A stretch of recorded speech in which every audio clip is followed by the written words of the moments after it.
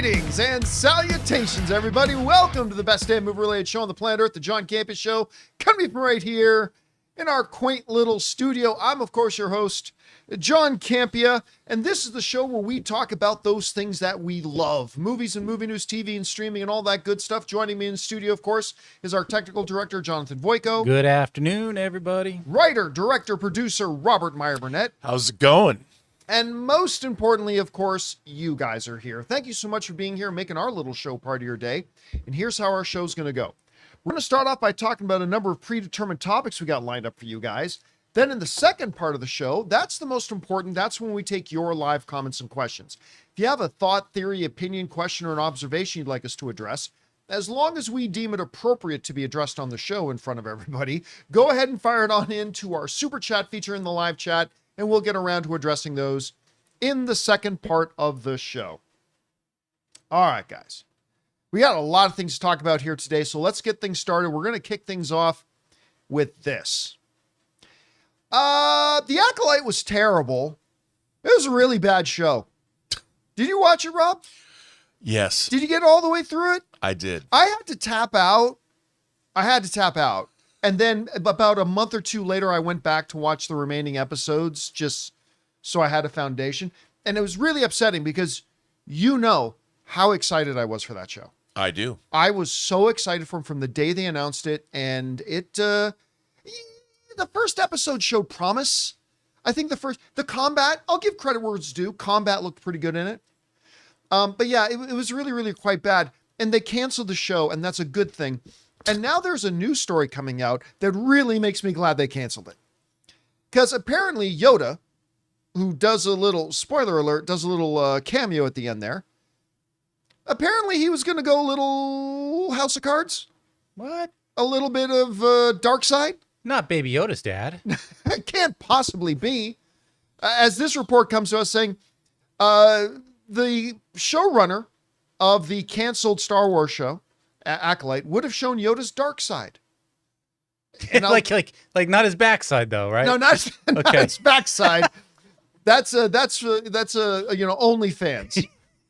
Okay, so here, this is what it says. Leslie Headland, who, by the way, terrific showrunner from Russian Dolls. Like, absolutely fantastic show she did there, which is part of the reason why I was so excited for The Acolyte.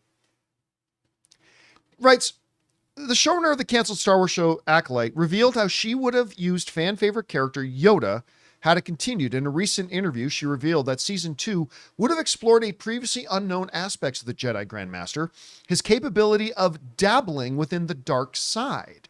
Yoda makes a cameo appearance at the end of season 1 when Jedi Master Vernestra visits him to consult him. It sounds like a stripper's name. I'm sorry. Now coming to the stage, Vernestra. Roa.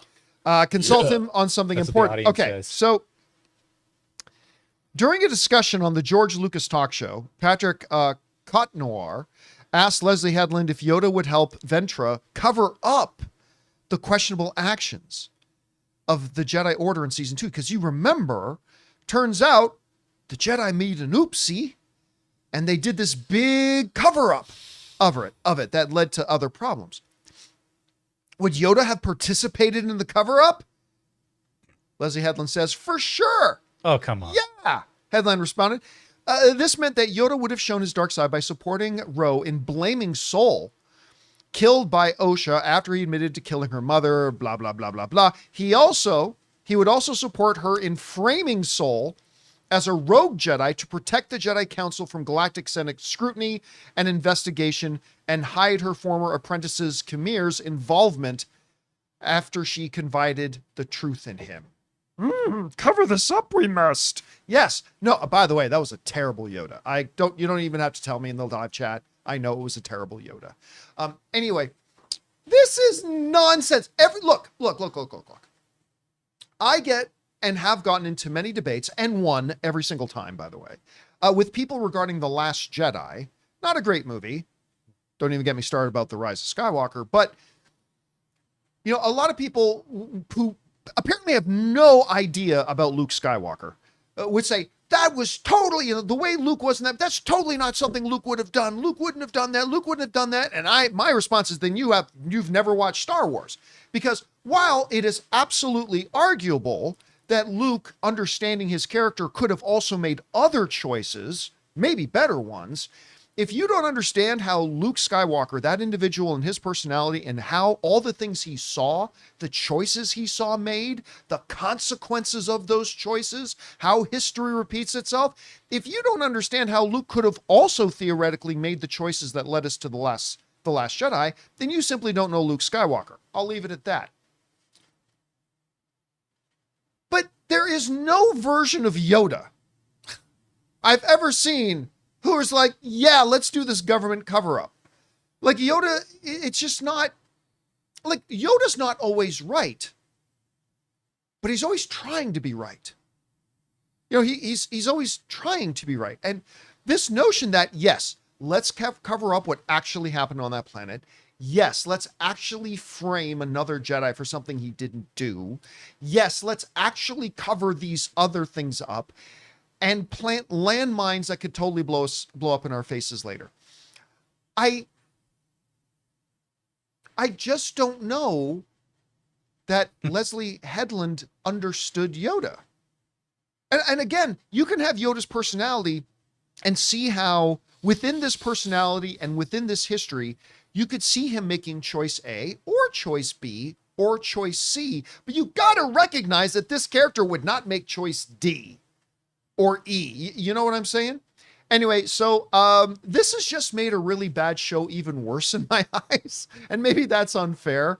Because again, I think she is a terrific creative. I really do. I just think she dropped the ball on Star Wars. Okay.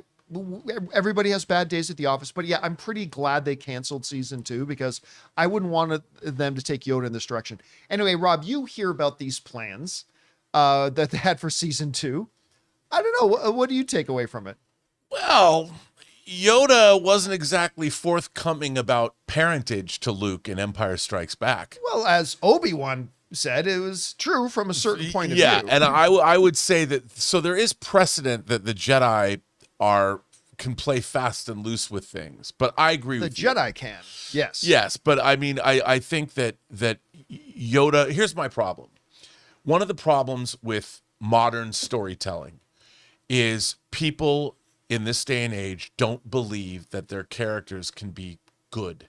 Everybody has to be certain shades of gray. Everybody has gray colors within their characters. Everybody's corruptible. Just like nobody believes in America anymore. We don't believe in our 10 amendments that comprise the Bill of Rights, but we should, because as ideas, they work really, really well. And in stories, you have to have good characters. Like, for instance, Frodo Baggins does not have gray inside of him. He is a good character. That's why when the ring started to corrupt him, it mattered. It had dramatic effect. It had dramatic effect. And so to subvert a character like Yoda, I don't think would have been good for the franchise. I don't. You can use other characters to do that, but not Yoda. But this is the problem. Storytellers, today's storytellers want to do that because it's easy to do. It is harder to portray a great character that is inherently good, or what do you call it in D&D? Lawful good. Lawful good. So if you have a character that's lawful good, it's hard to tell a great story about that character. It's hard to play that kind of a character, by the way. It's difficult to play them. So it's, to me, the laziest trope that any storyteller can do, and you see it all the time, let's take a beloved character that's been around forever and let's turn him bad. Let's have him do something terrible. And I'm like, you're a lazy writer. Lazy. Figure something else out. Yeah, and I think you raise a good point, but I want to go back to it for a second about like Yoda with not telling Luke. I mean, he's not the one who told Luke that Vader killed his father. Right. But, in Jedi, when Luke goes back, he's like, why didn't you tell me? And Yoda you weren't ready to hear it. Right. Like, it probably would have bumped you off the path you were on. You weren't ready. You weren't prepared. It was a huge burden to know. And that's why this one piece of information, he never lied to him, but I withheld this one piece of information. But he did send him into the cave where he confronted Vader and Vader had his face. Yes. And Yoda didn't extrapolate on that, so he was bringing him along. Well, that's for this- because Yoda didn't do it, right? It's just that cave is going to do to you. It's going to be like a trial in many ways. Right. I just don't see Yoda who, like, sometimes there are characters who, with the motivation to do good, I'll use Gandalf as an example. When Frodo tries to give him the ring, this is the nerdiest conversation you're going to hear today, but when Frodo tries to give the ring to Gandalf, and Gandalf says, no, you mustn't, I must not take the ring, because though I would use the ring with a desire to do good, through me, it would wreak unspeakable evil, right? But he knew that, which... But he recognized that, right? And so I think there are sometimes good characters who recognize that with the intention to do good, they can inadvertently do bad things. But the whole idea of this is a massive thing of dominoes where Yoda would not just cover up somebody's indiscretion, but there's a chain of events. Like he would have covered up this massive thing that threw off the whole thing on this planet. We would have framed another Jedi, dead Jedi, for something, who made mistakes, but we would have put a lot on this other Jedi and their reputation that they didn't do. I mean, it just seems like too far out of step for Yoda. Like you can convince me that Yoda ordered scrambled eggs for breakfast when he should have ordered them over easy, like allegorically speaking, but this is a step too far, I think. Unless they did it, I will let's get nerdier. When Kempek, Let's get nuts. in the third season, Next Generation episode, Sins of the Father, Worf had to accept discommendation, a Yes. dishonor, in order to preserve a terrible wrong that was done within the Empire, so as not to start, it had to good people participated. He put forward in a lie for the greater good. Yes, that story is interesting because then they have to come back and solve this problem, which they did. Suddenly, my body is that Ralph suddenly uncontrollably. I got to do this. As soon as you mention that episode, my body naturally wants to go. That's, by the way, Ron Moore wrote that episode. Yes, he And did. that's a banger of a Star Trek episode. And it plays out all the way into the Klingon Civil War with the House of Duras. It's awesome. And no, I was not doing the Wakanda Forever. That was not Wakanda Forever. No, that was pre-Wakanda work. That was Klingon discommendation Yes. long before it was Wakanda Forever. Anyway. Man, this has gone through the like Sorry, I thought. we're going down, This is we're like the going 7 down a layers rabbit of hole here. nerdum hell. We're just like That's what we do here on the John Campea like Show. this is like nerd inception. Every once in a while, me and a friend of mine might get into a discussion like this, and my wife will be sitting there, and I'll just go over and look at her, and I'm like, "Are you turned on yet, honey?" And this is how you know she's like the best wife in the world for me. She goes, "Actually, a little, yeah."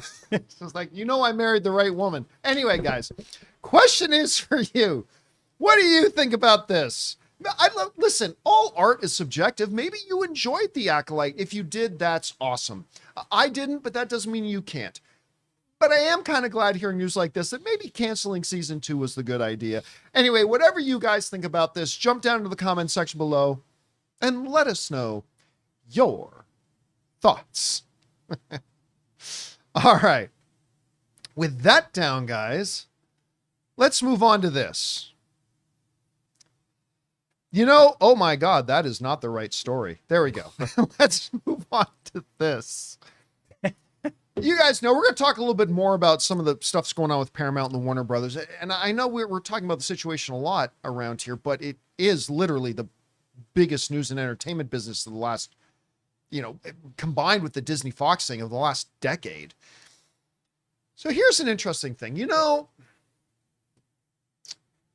would think that David Ellison, who the other day announced plans for HBO and HBO Max, he got out in front of public. By the way, Paramount doesn't own Warner Brothers yet, but he went out and kind of expressed some of his plans. Nothing wrong with that, by the way. Nothing wrong with that.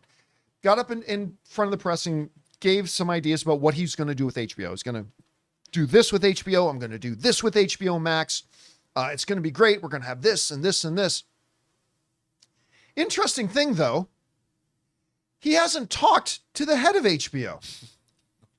A report's now come out in Variety that David Ellis of Paramount hasn't even had a conversation with Casey Bloys, the head of HBO, as he's out giving statements about what his plans are for HBO. Variety wrote the following. According to insiders, Paramount CEO, let me bring up the right screen here. According to insiders, Paramount CEO David Ellison has yet to reach out to Warner Brothers executives. That includes DeLuca, that includes Pam Abdi, that includes James Gunn and Peter Safran and Casey Bloys. Has yet to reach out to any Warner Brothers executives, including Bloys, Warner Brothers TV group head Channing Dungey, and others. On Monday morning, when he finally shared some of his plans for the combined Paramount Warner Brothers, without many details, Ellison told analysts that he plans to give HBO autonomy even as he aims to merge HBO Max into Paramount. One HBO staffer said Ellison's statements were encouraging, but basically meaningless because we don't really have any concrete plans. We haven't heard anything. I feel like when the Netflix thing happened, Casey was one of Ted Sandros's first phone calls. And, I remember we talked about this a while ago, that as Netflix was planning to acquire Warner Brothers, Ted Sarandos had depth conversations with Mike DeLuca, Pam Abdi, James Gunn, and Casey Bloys to talk to the actual heads of the various studios, to not only kind of share with them what he was planning, but hear from them what they were doing. And I just naively assumed that David Ellison would have done the same thing, and certainly would have done that with Casey Bloys, the head of HBO, prior to making public statements about what he's got in mind for HBO. I mean, this is basic leadership 101. And now look, you guys have seen some of the videos I've been doing around here. While I am against Paramount taking over Warner Brothers, there are some things I concede. David Ellison truly is a die-in-the-wool film fan. He really is. He loves movies. And he's a smart guy, and I did a video the other day, Rob, talking about the potential upsides of Paramount, because I'm trying to stay even on this, like the potential upsides of Paramount getting Warner Brothers. But this is stupid. Like, this is really stupid. Like, you're going out and making public statements about what you're going to do with certain divisions when you haven't even, by the way, you haven't even talked to the guy that you have publicly said you're keeping around, when you have no idea if he's going to stay around. And by the way, much like James Gunn, Casey Bloys has a contract that runs out in 2027. He could be gone in a year. He could leave before the end of the year. So I don't know, Rob, that's a very concerning thing when I heard about it. Like, I was actually shocked, and I had to do a double check on it. But apparently, he hasn't had any conversations with any of these people. And that seems to be, if you're trying to do right by the business and you're trying to do smart things, these are people you should talk to first, like Ted Sarandos did. Anyway, Rob, you heard about this. What's your takeaway from it? Well, Skydance began, they were basically a finance company. They were co-financing. This is what I remember hearing, and people could say I was wrong, that Larry Ellison gave his two kids, Megan and David, each like $600 million to go start companies. We've all been there. Annapurna was born out of Megan Ellison's side of things, and then David Ellison started Skydance.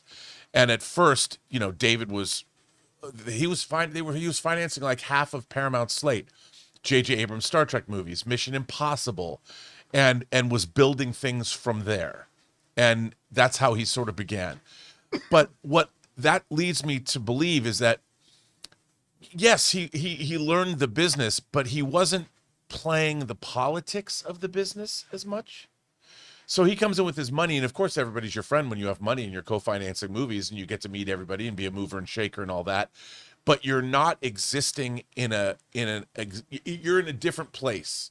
Whereas, the HBO executives, David Ellison's never been in a position where he's had to do that, because he's been the one that everybody's come to and kissed his ass because he had the money.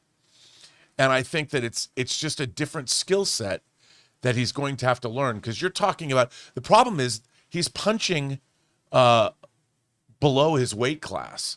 I mean, or is it above? He's dealing with industry professionals that have been around for a really long time. When you're running HBO, you're running the best network. And I'm sorry, but David Ellison, for as good as he is, he's not at that level yet. You know, he's just it's a different political thing to be talking to people. Just like Mike DeLuca was an executive at New Line in the late 80s. He's been around for a long time. So I think that David Ellison probably, you know, didn't feel necessarily that he needed to call people. That it's just a different issue. I mean, I think that everybody's gotta get on the same page, because David Ellison probably hasn't had to be on that same page because people always came to him because he had the cash. And I don't know. Listen, I must confess, I've never been a part of a $110 billion deal. Neither have I. But it would seem to me that if you were considering making a $110 billion investment into something, you might want to go and talk to the principals first. 100%. You might want to go in there and sit down with the people who actually run the thing and get a really good, clear picture of what it is and how it's operating and what, like, you would just think it would be basic, good financial smarts to go and talk to these people. Like David Zaslav did. Like David Zaslav did. He talked to everybody. Like Ted Sarandos did. It just seems like a basic fundamental thing you would do instead of just going, yeah, I think I'm just going to buy that for 110 billion. Anyway, guys, question is for you. What do you think about this? Apparently, according to insiders at Warner Brothers, and this is not coming to us from Gus's gas station movie reviews.fart, this is coming from Variety, that apparently David Ellison never talked to any of these executives. He never talked to any of the studio heads to kind of evaluate what's going on and share with them what's going on. Anyway, whatever you guys think about that, jump down into the comment section below and let us know your thoughts. All right, guys. Listen, we still have other stories that we're going to talk about in depth, but you know what we haven't done in a little bit? We haven't played ourselves a game of overreaction. So we thought we're going to do that today. Here's how overreaction works. We jumped on the YouTube channel. We asked you guys to send us some of your premium choice hot takes, and that Rob and I would adjudicate whether your hot take is an overreaction or not. Jonathan's got a few picked out over there. So Jonathan, what do we got? All right, Rob, starting with you as usual. We're going to hear from William King. Following a decline in quality and box office success across the MCU, Spider-Man is now more valuable to Marvel Studios than he was 5 years ago. I think that's an overreaction. I think Spider-Man's always been valuable. I don't think it has. I think Spider-Man has always been a premium character, incredibly valuable to the MCU and to Sony. I don't think he's more valuable now. I think he's incredibly valuable in general. So I think it's an overreaction to say that his value is somehow increased. I mean, he's top tier character. I'm going to go a little bit the other way on that. I'm going to say that's not an overreaction. And the reason I will is because a lot of people have often said to me, and when they say, Marvel needs to buy Spider-Man back, my response is often, that's fine to say until you see the price tag. Sony is not just going to let Spider-Man go for a song. They're going to want billions for Spider-Man, like multiples billions for Spider-Man. And like I've been saying on this show for months, the right house at the wrong price is the wrong house, right? Like Spider-Man's great, but it's only for a certain price. How much is Spider-Man actually worth to Marvel? Not as much as Sony would ask for it. And that's been my basic take. That equilibrium may adjust a little bit, though, recently, because you're right. Marvel hasn't been firing on all cylinders since 2020.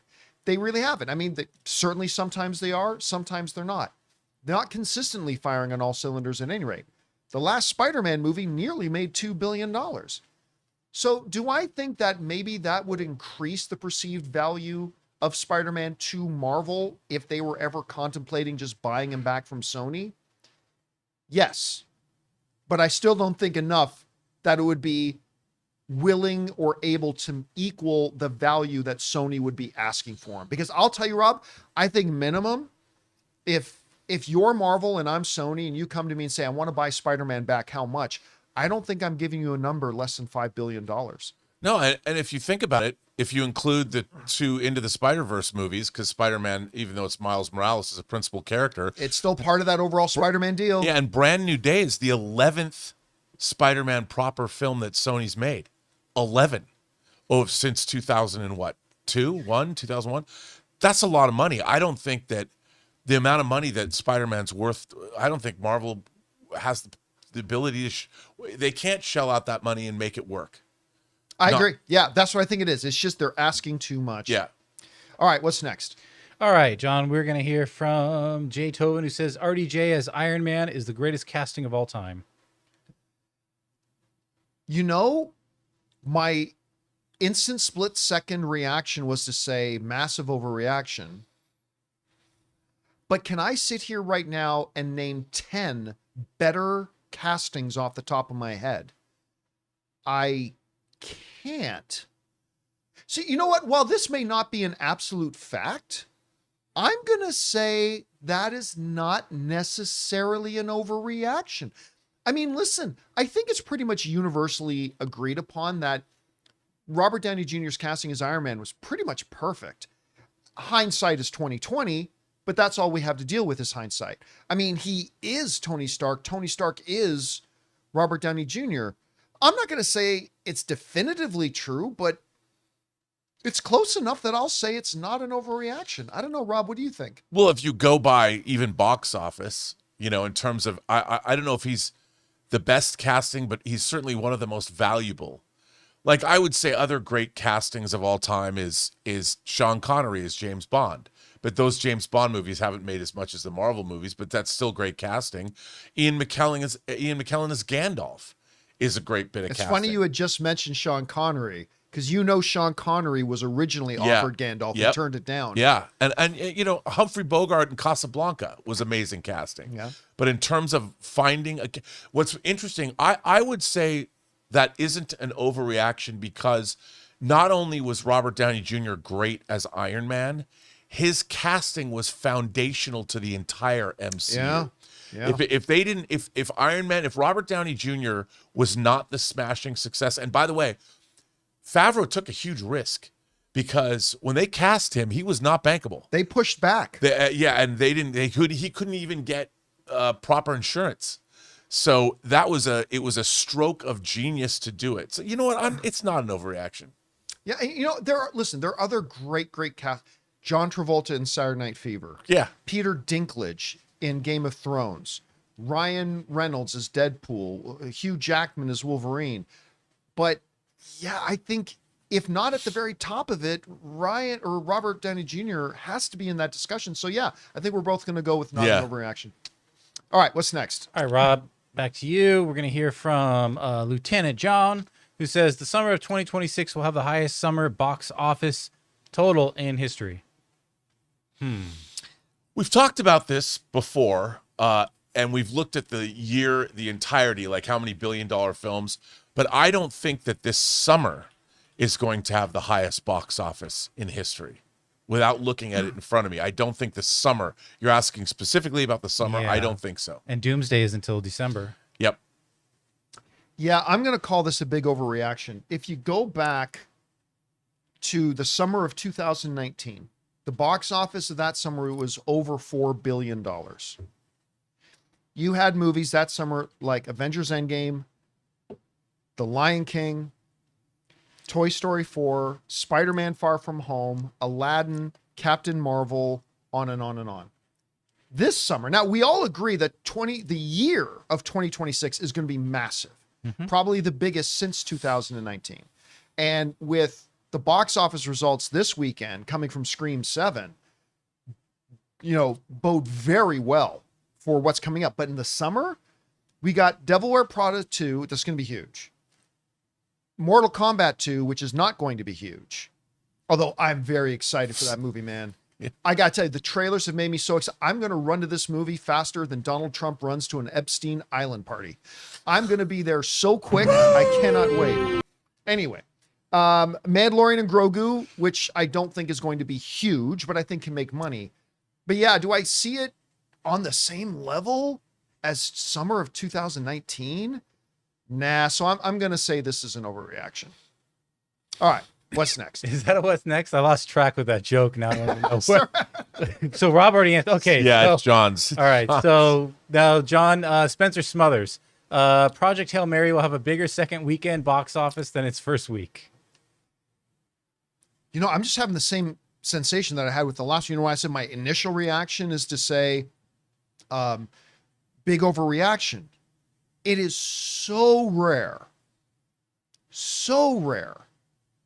that other than in the examples of, you know, movies going from limited release to wide release, it is so, the percentage of films that actually go up from week 1 to week 2. I'm not talking week 5 to week 6. That can happen. But week 1 to week 2, that percentage is so infinitesimally small, it's crazy. But there are two big factors working here. Number one, I don't think the opening weekend of Project Hail Mary is actually going to be that big. Not as big as it deserves to be. And the second thing is, I think the word of mouth on this movie is going to be insanely good. Yeah.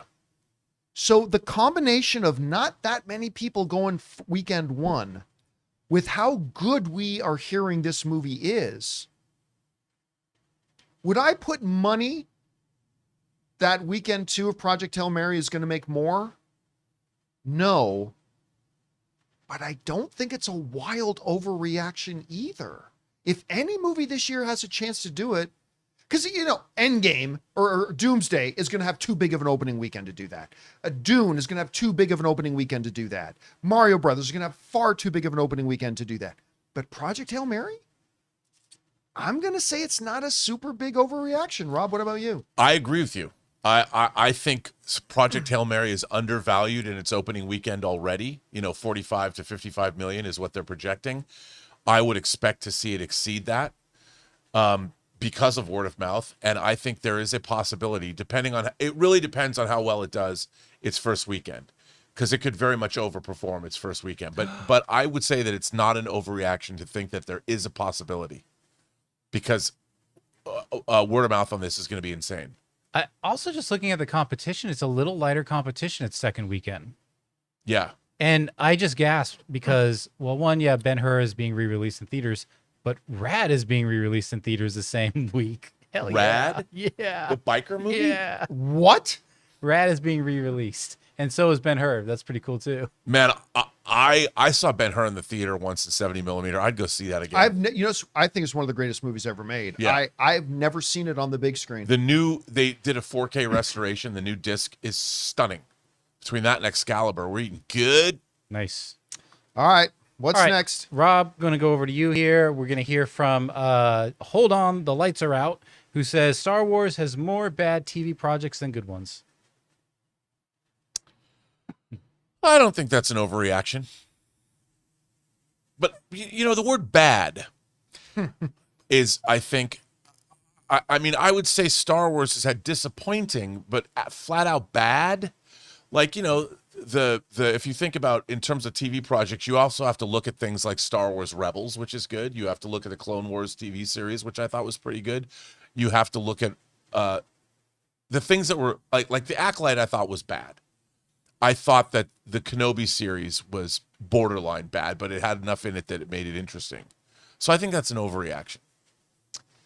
Yeah, I think this is the first time ever in the history of overreaction I'm going to say not an overreaction on every single one. I don't think I've ever done that. Yeah, look.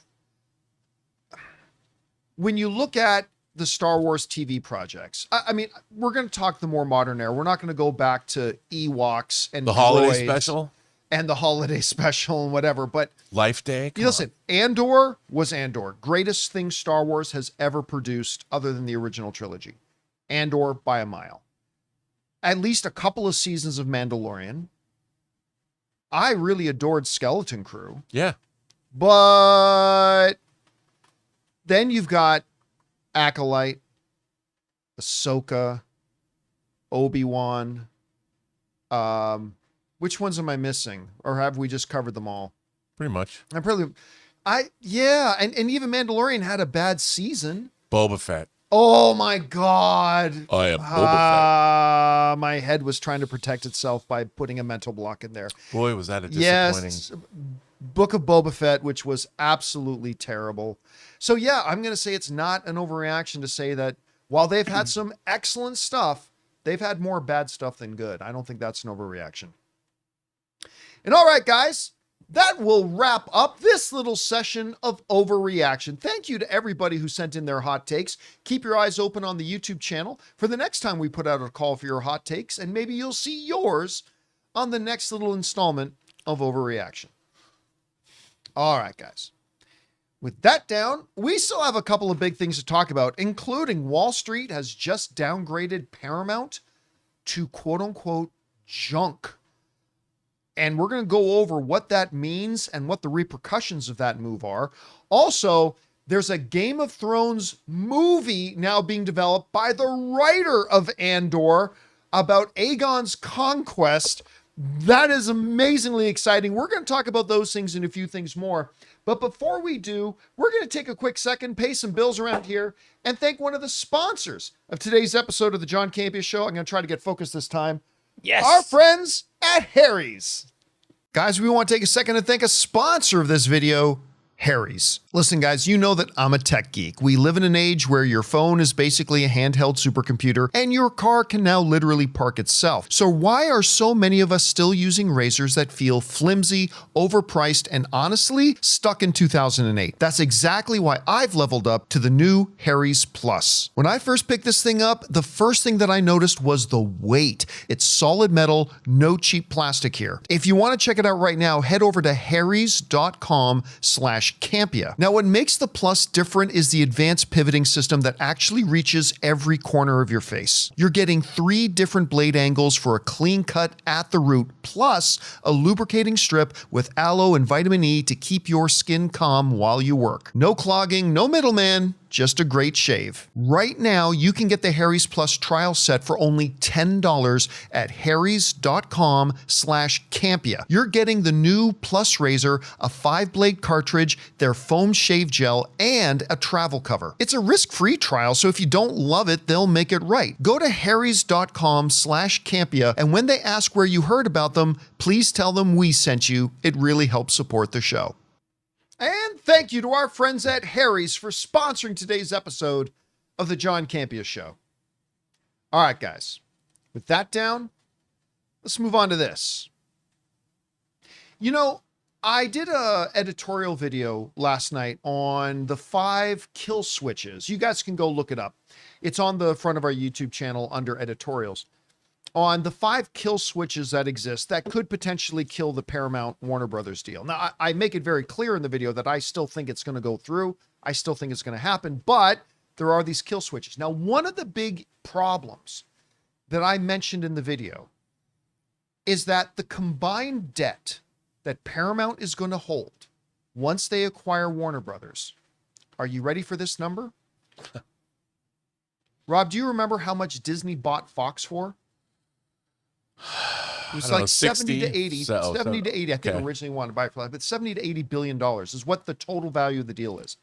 I feel like it was 76 or something like that. That's a lot of money. Paramount's combined debt, once they buy Warner Brothers, is going to be $79 billion. Almost. Their debt is going to be worth more than what Disney bought Fox for.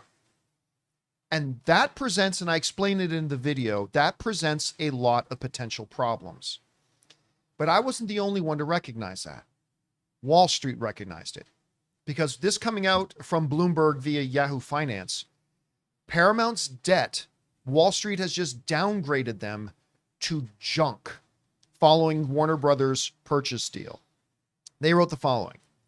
Fitch Ratings, who are the people that ascribe the ratings. Now, just so you know, your credit ratings when you're a corporation, stuff like that, and what your value is based on a letter score. It goes all the way from down at the bottom of B. Then you can go up to double B, triple B, A, double A, and triple A. And with all those, you can be minus, normal, or plus. Just to understand that. Fitch Ratings downgraded Paramount Skydance. We'll bring this back up here, Jonathan. Fitch Ratings downgraded Paramount Skydance Corp's corporate and long-term borrower ratings to junk, following the media company's agreement to buy larger rival Warner Brothers Discovery, Inc., a deal that will saddle the combined business with $79 billion in debt. Fitch lowered its ratings on Paramount to BB+, according to statement Monday. It had previously been BBB-, the lowest investment grade rating.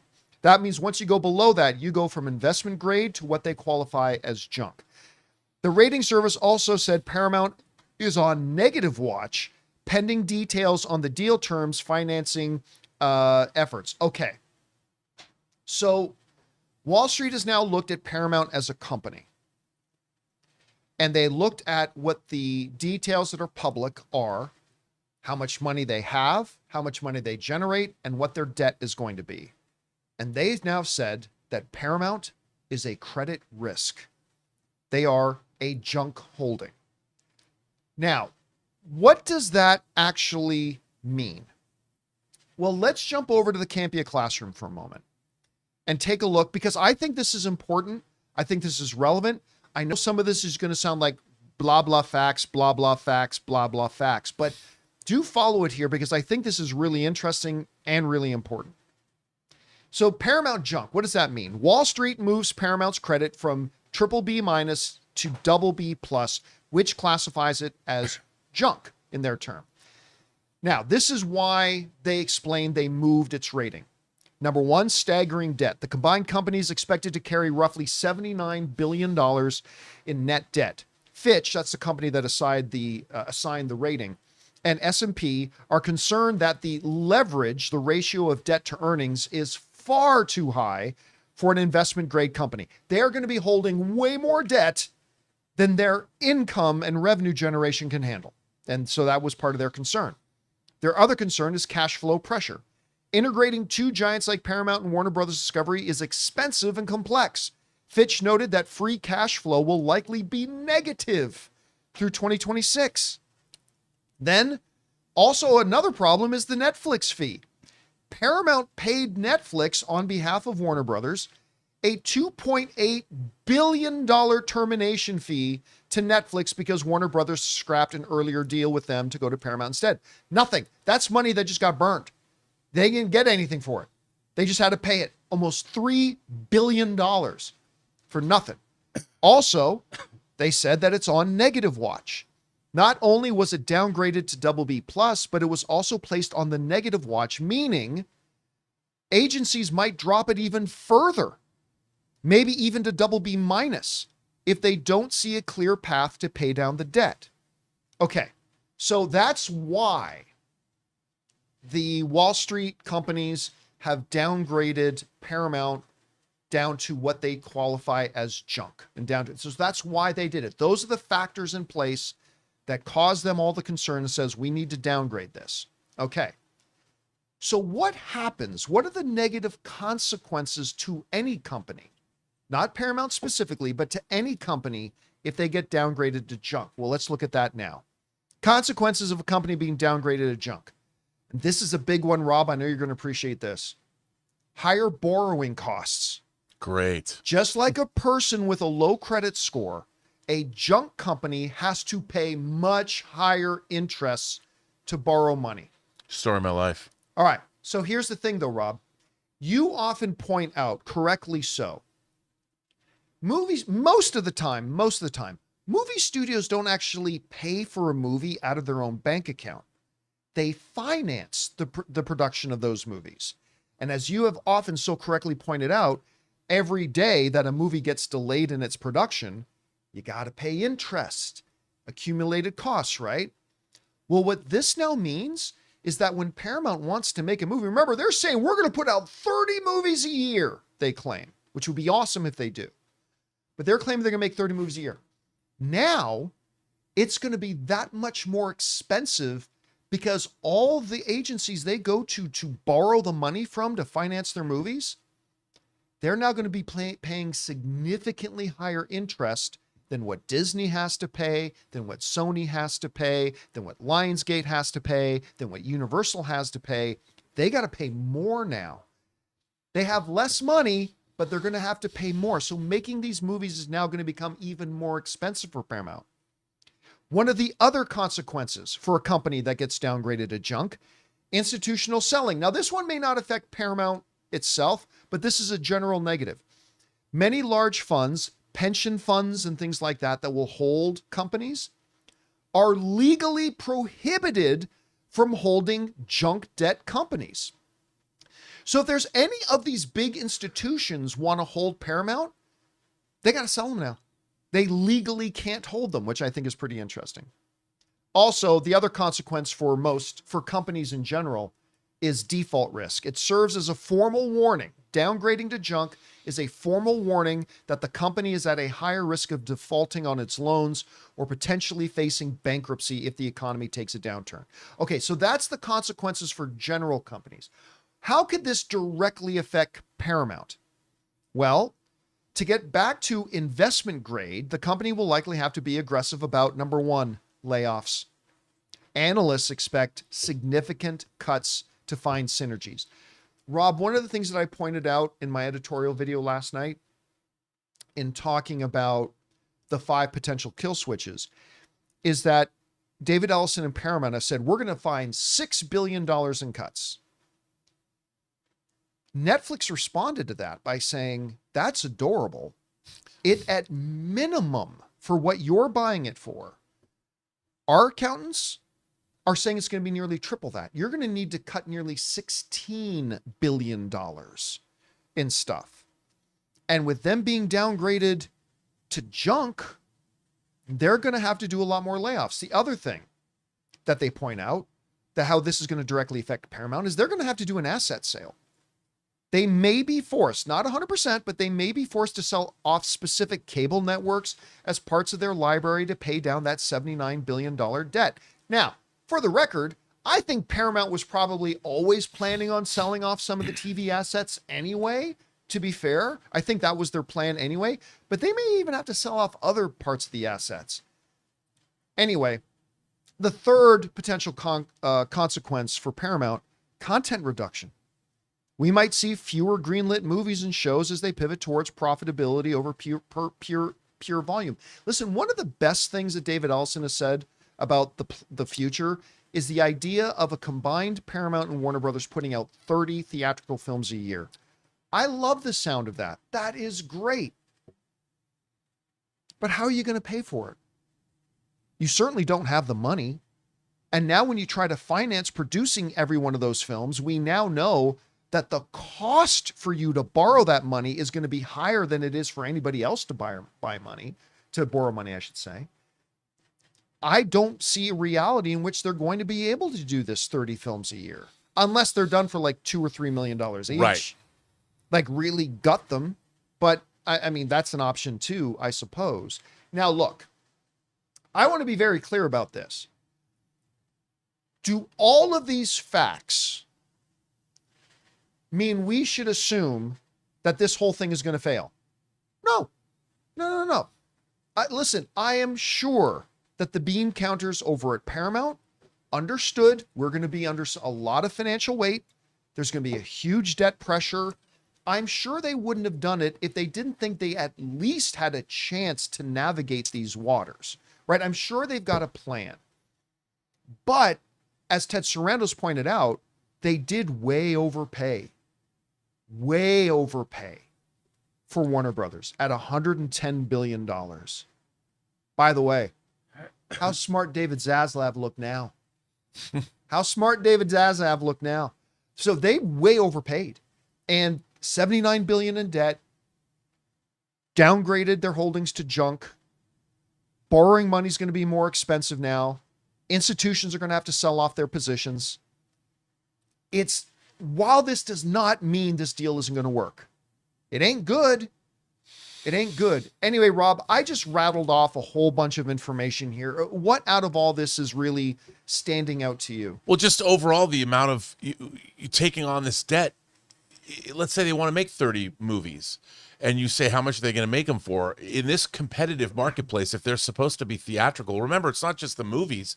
They've got to feed whether they're going to keep HBO or Paramount Plus or whatever the hell they're going to do. Are they going to make more series? I mean, I don't see that they can do these things with this status. I mean, like you pointed out, the cuts that they're going to have to do. So are they going to gut Warner Brothers as well? I mean, it seems to me that by paying this much money, they're putting both studios in a compromising position, both of them. And it's like, what is your core business? It seems like this money, not only is it too much money to spend, I think, but it doesn't leave you with enough money to do business as usual either.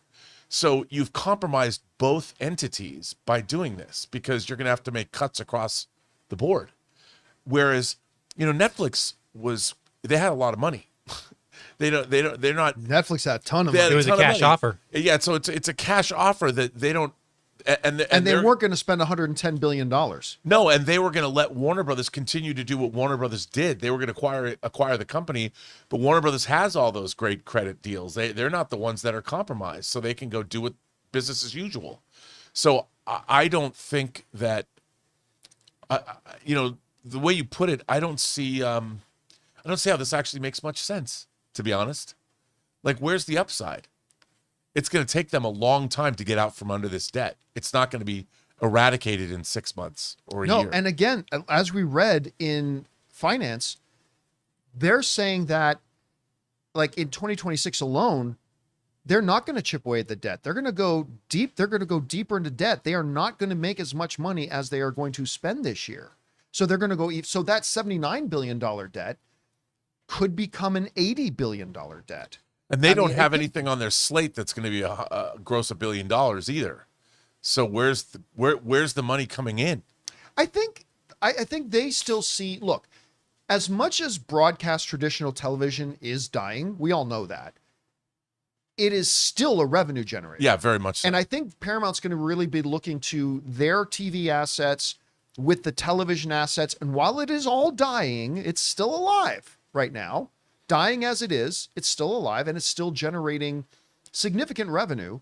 And so I think their plan right now is to look at that as maybe something that can keep them afloat while it dies. I mean, I really don't know. I really don't know. Anyway, guys, question is for you. What do you think about this? Paramount has been, with their credit, has been downgraded to, as the industry calls it, junk, down to a BB+. Which is not where they want to be. Whatever you guys think about this whole thing, jump down to the comment section below and let us know your thoughts. All right, guys. With that down, let's move on to this. I've already got the smile on my face.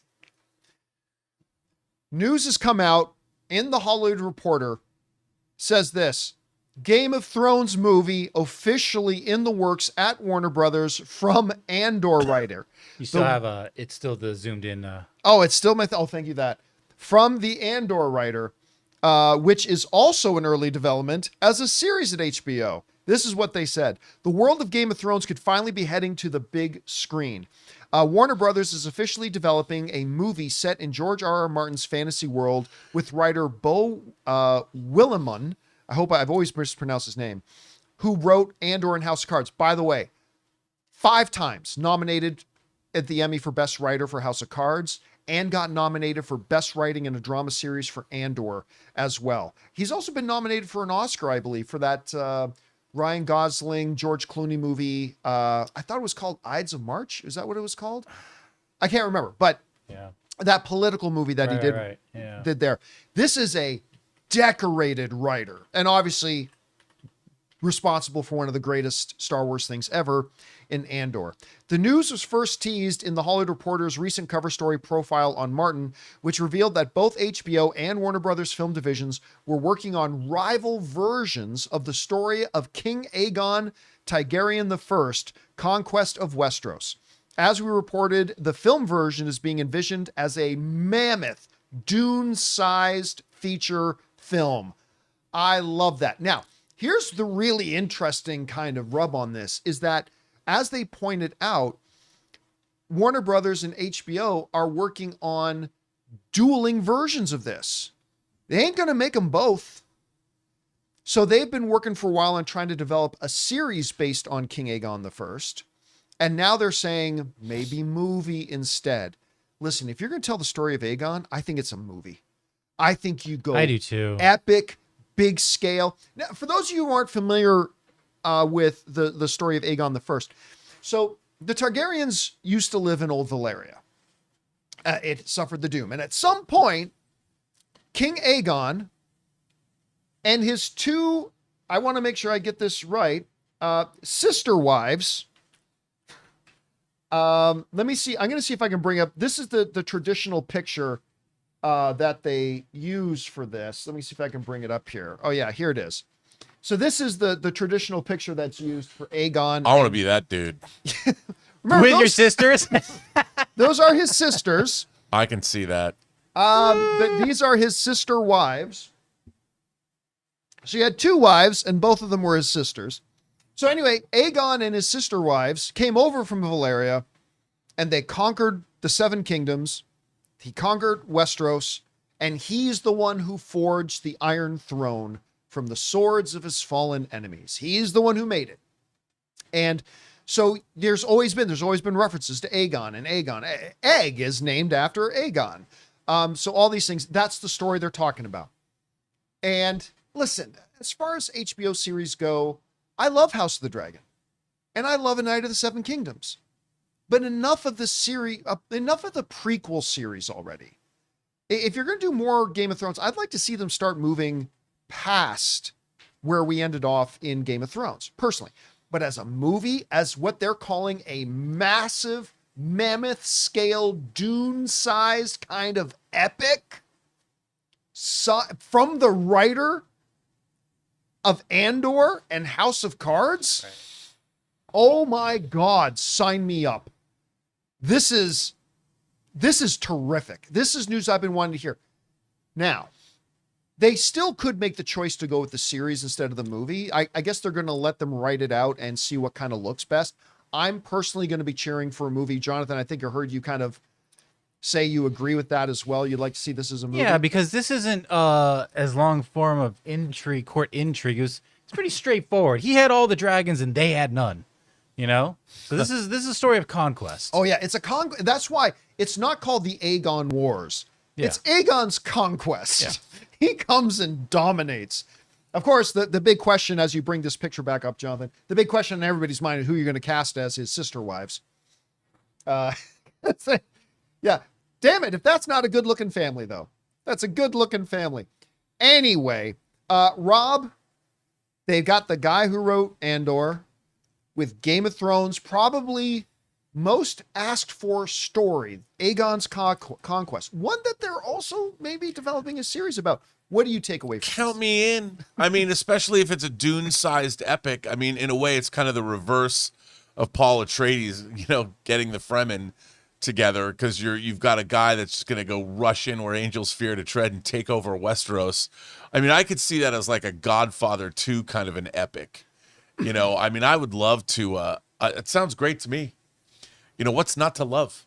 What do you think about this whole thing, though, about developing two? It's like G.I. Well, Joe. I mean, like they bring this up when you've already got people who have been working on developing an Aegon's Conquest series, and now they might cancel that. I mean, what do you think about this approach to have two developing projects going? Kind of reminds me a little bit about the story we talked about yesterday with G.I. Joe. Yeah. With the fact that Paramount had two writers, but I don't know. What do you think about that? They've been talking about, developing that Jon Snow. Jon Snow.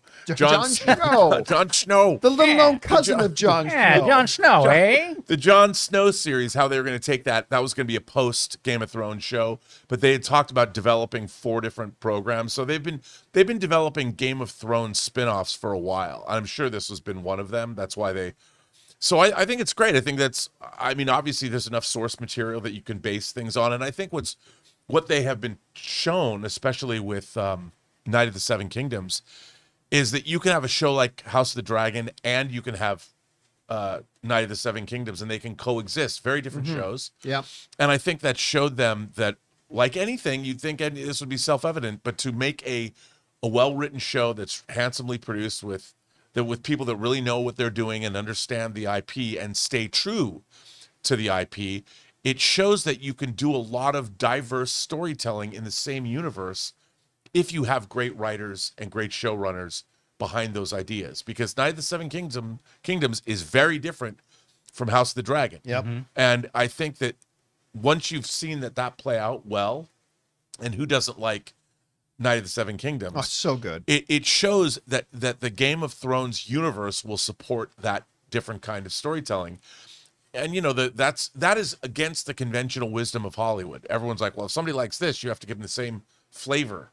But now they've proven that Game of Thrones can deliver different kinds of storytelling experiences. So doing a balls to the wall action adventure, hardcore, epic, sword swinging, we're going to come out and just lay waste. Imagine Dragon fire. Yeah, I mean, come on. Who doesn't want to see they that? really take that seriously. If they're talking about Dune, like they really, I'm not saying it should all be shot on IMAX, but scenes shot on IMAX. Yeah, they and should really though. They take should. it seriously. It would be rad. Yeah. Like it would be. I would. By the love way, to see that. you brought up Jon Snow. Yeah. What was his real name? Do you remember? Targaryen. His real name. Aegon. What's his first name? Is Aegon. Aegon Targaryen. His first name was Aegon, also named after Egg and Aegon the First. I want to see this. I really think they should do this, and I absolutely think they should take this route over the series. I really do. Anyway, guys, question is for you. What do you think about this? It looks like Warner Brothers is developing a Game of Thrones Aegon's Conquest movie to be developed by the Emmy Award nominated 7-time Emmy Award nominated writer. What was that? From Andor and House of Cards.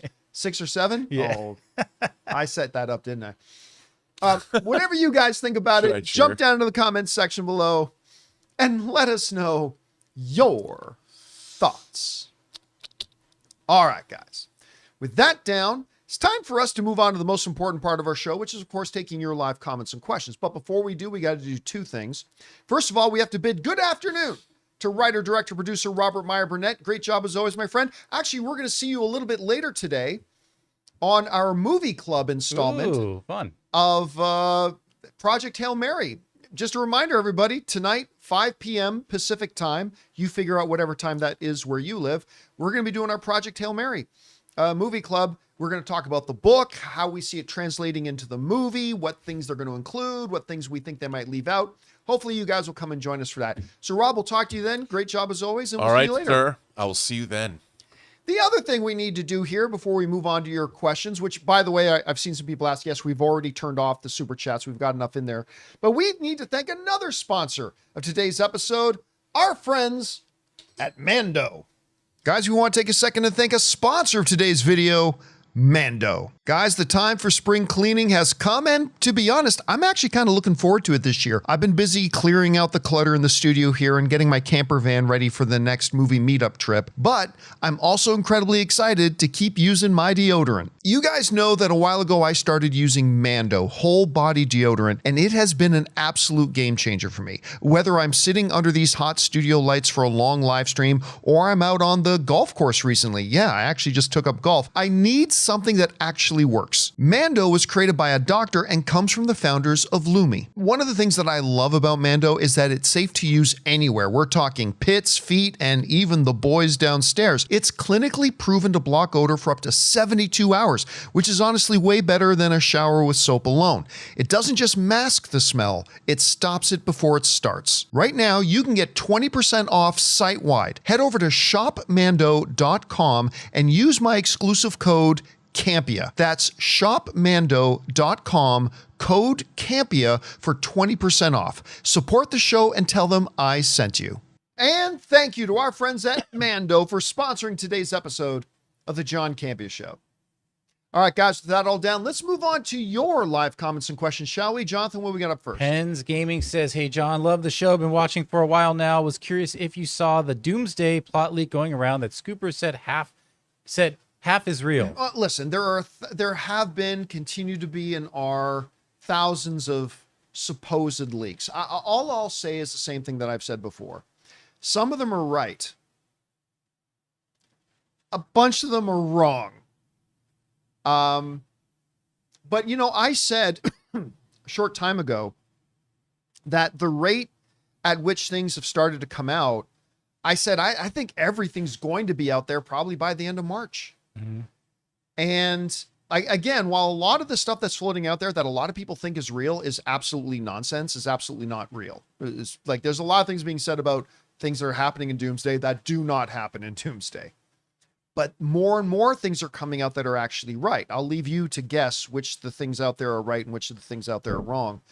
But you know what? I think probably by March, the end of March, by the time all this is actually out, I'm just probably going to do a video where we just talk about all things that I know are happening, because it's all out.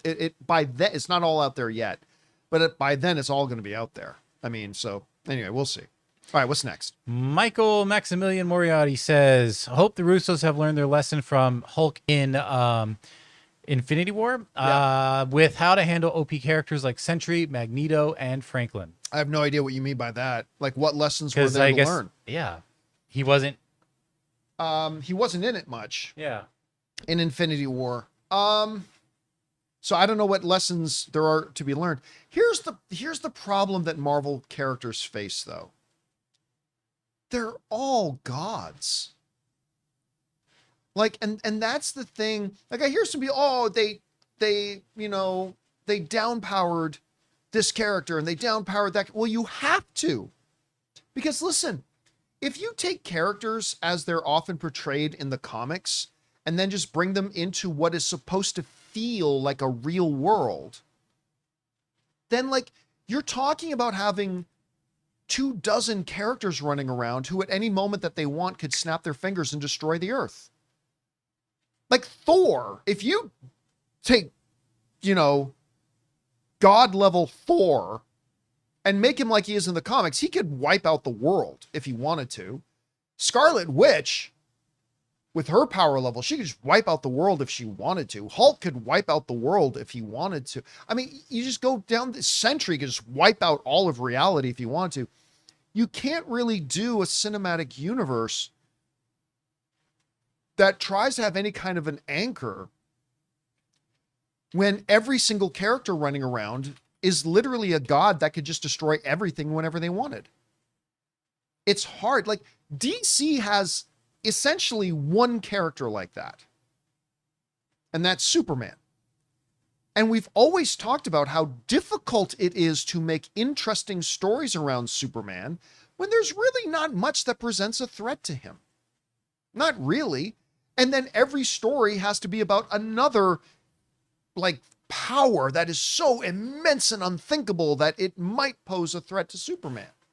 Which is why they keep going back to the well with Zod or with Doomsday or whatever.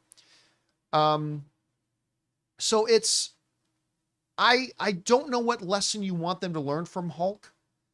I just thought Hulk was supposed to be that guy.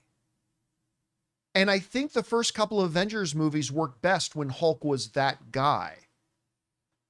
The Russo brothers, for all the amazing things they've done in the MCU, amazing things. The one thing I think they got wrong, the one thing out of the dozens and dozens of things they did exceptionally well, I think the one time they dropped the ball was they changed Hulk from that guy to a guy. You know what I mean? Mm-hmm. They changed him from that guy to a guy, and that was frustrating. But you can't just keep having all these characters that are basically deity level. It makes it tough to tell interesting stories. Yep. All right, anyway, what's next? Joe, the $20 super chat.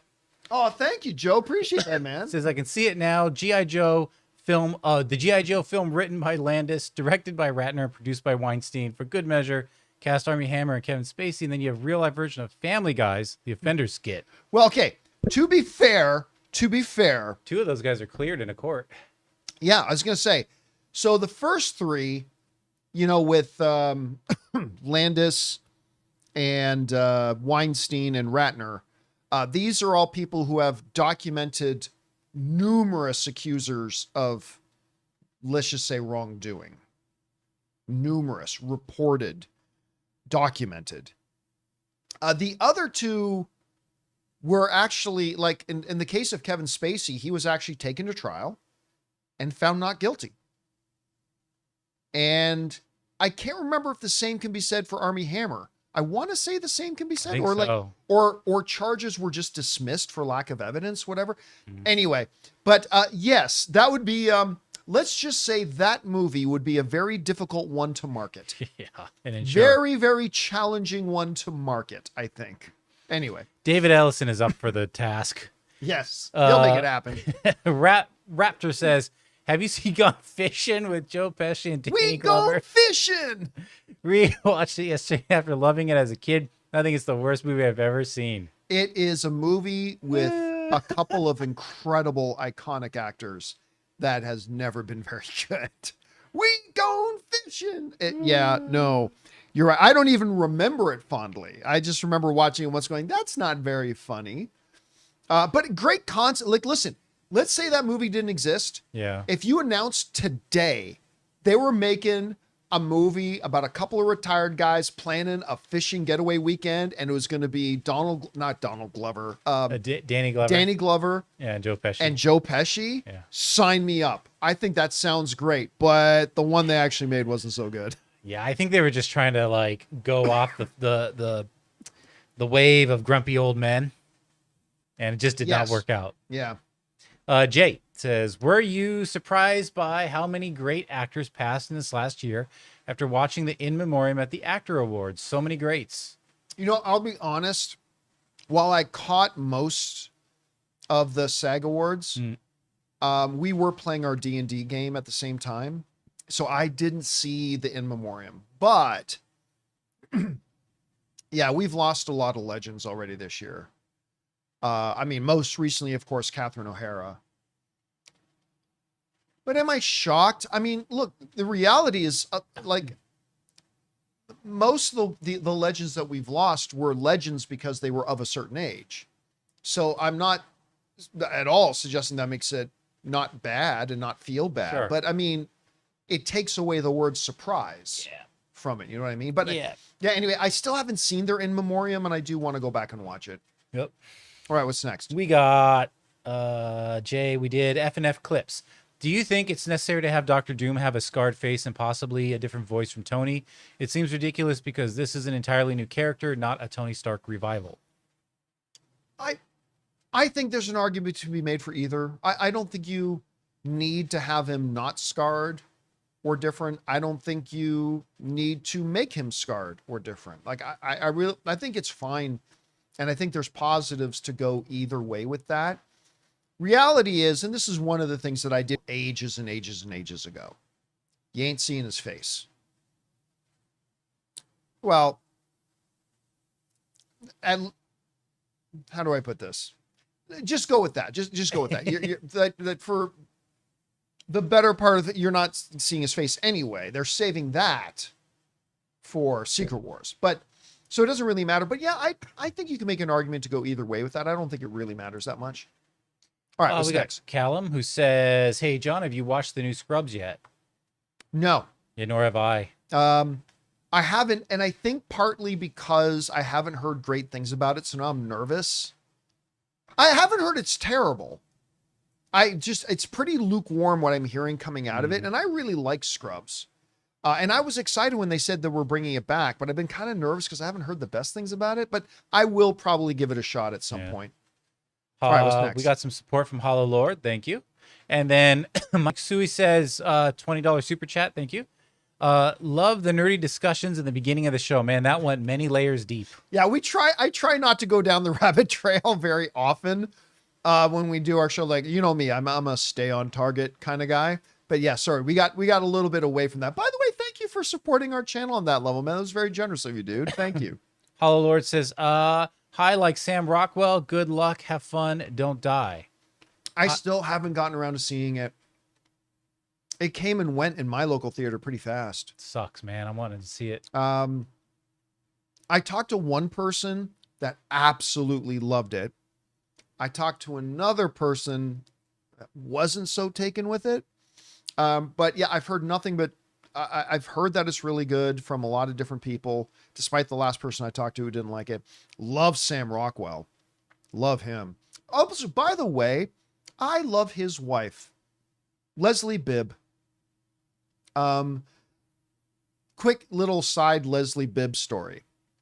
On one of my first visits to Hollywood, it was very right around the time that Time Magazine, there's this big moment in my career where Time Magazine did an article on me.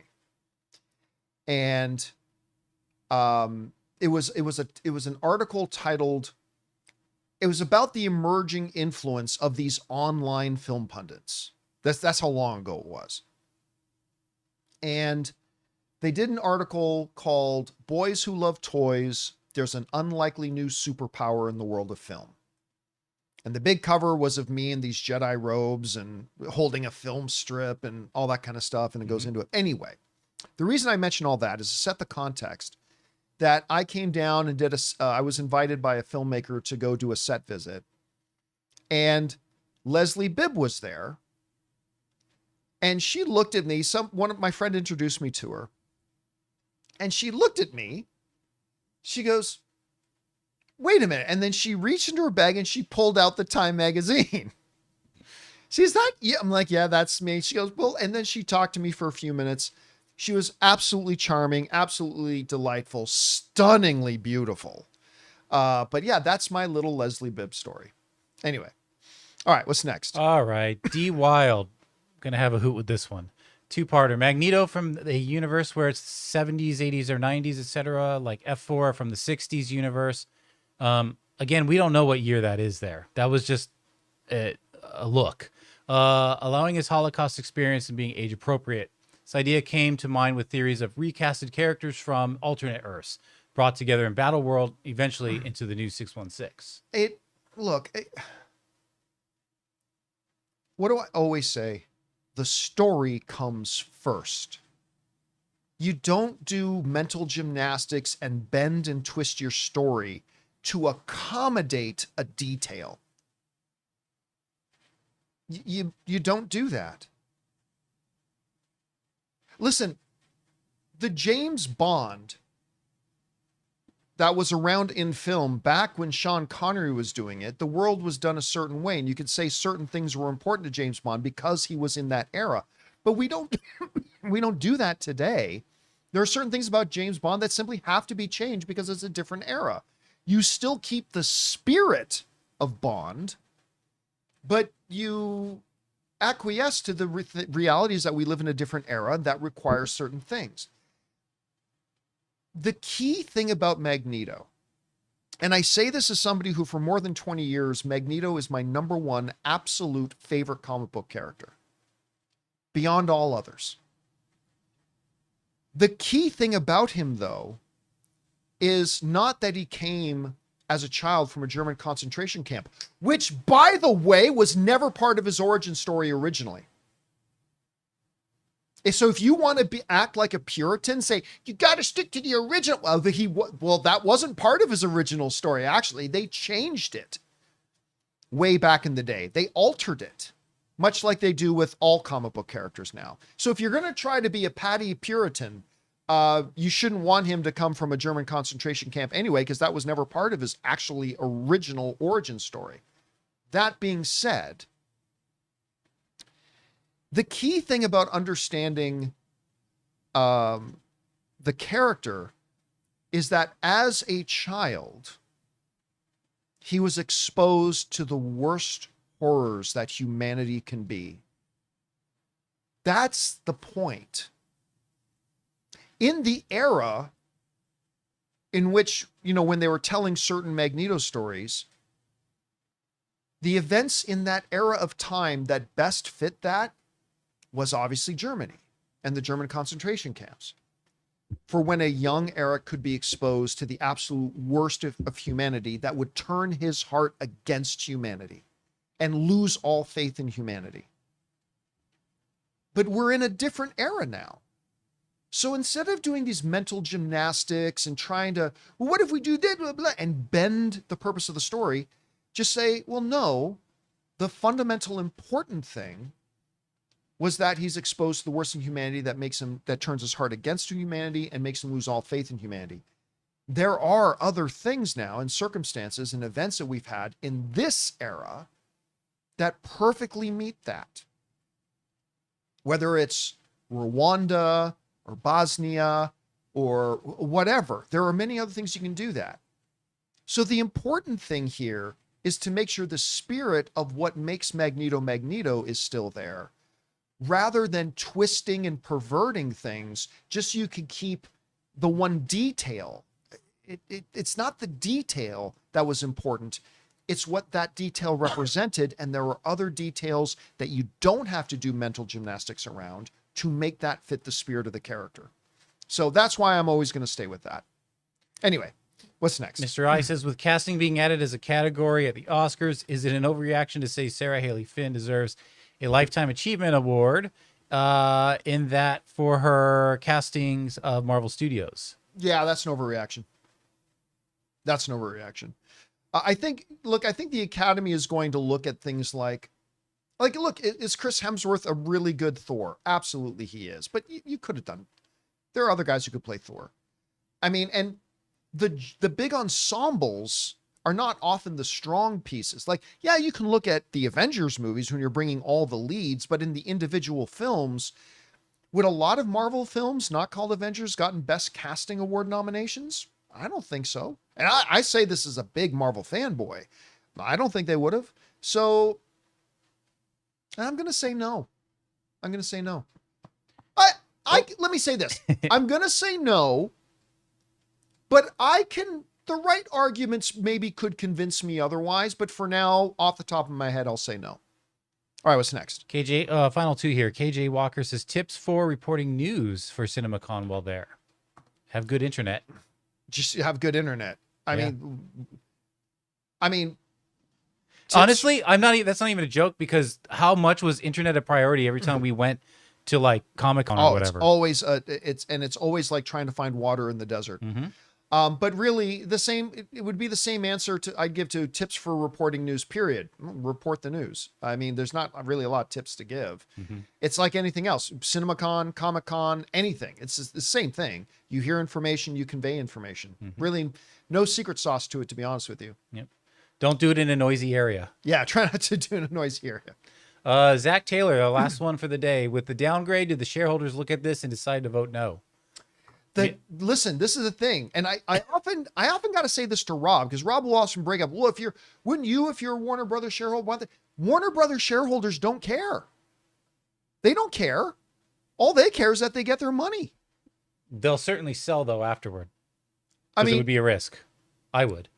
That's the thing. If you are a Warner Brothers shareholder and Paramount's about to buy you out, you don't care what happens to it after you bought it. Listen, you buy my car off me for $40,000. I don't give two shits about whether you take it then into the most luxurious auto body place, get all the leather pristine, give it a nice oil change, treat it like a princess. And I don't give a shit whether you drive it off a cliff. I don't care, because it's not my car anymore. I got my money. It's in my bank account. I don't care. The Warner Brothers shareholders do not care. All they want to know is, does the purchase go through? Does the money get transferred? And if the money doesn't get transferred, well, then they didn't sell their stocks. They still have their stocks. But once Paramount pays the bill, whatever problems Paramount then has to deal with as a result of buying Warner Brothers, the Warner Brothers shareholders don't care anymore. Do you want to know why? Because they're not Warner Brothers shareholders anymore. Right. Once Paramount buys them, the Warner Brothers shareholders are no longer Warner Brothers shareholders. So they really don't care. I don't blame them either. To them, it's just business. It's nothing personal, Michael. It's just business. It's just business. So yeah, remember that phrase. The Warner Brothers shareholders won't care because they won't be Warner Brothers shareholders anymore. They'll have their money. And all right, guys, that'll do it for today's installment of the John Campea Show. Thank you so much for being here and making our little show part of your day. Big special thank you to all you guys who sent in questions. Number one, because you gave us great fun things to talk about. But number two, you supported this channel as you did it, and all of us involved with the show. Thank you guys so very much for your support. Once again, guys, don't forget, later this evening, about 3 hours from now, we're going to be doing our next little meeting of our movie club, where it's a special one because we're actually going to be talking about a book and how we see it being translated into the upcoming movie. We're going to be talking about Project Hail Mary. We hope you guys will come back and join Rob and I for that. So, big thanks to our technical producer, Jonathan Voitko. Till we meet again. My name's John Campea. Thanks a lot for being here, guys. And until next time, my friends, bye-bye.